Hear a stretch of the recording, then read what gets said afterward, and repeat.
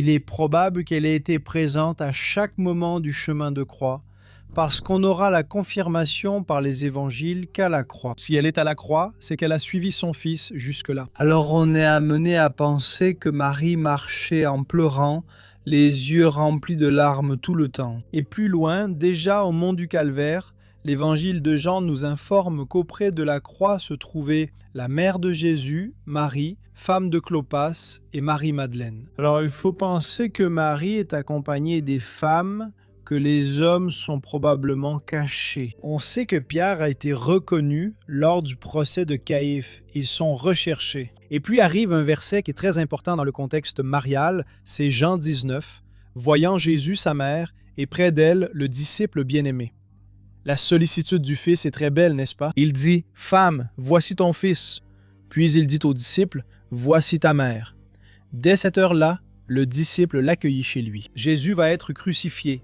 Marie est là à côté, témoignant de tout, souffrant énormément.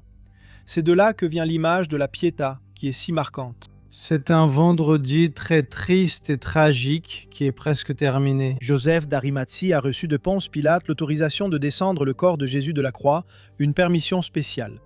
Les peintres chrétiens, comme dans ce tableau que nous voyons, la descente de croix, imaginent Marie au pied de la croix.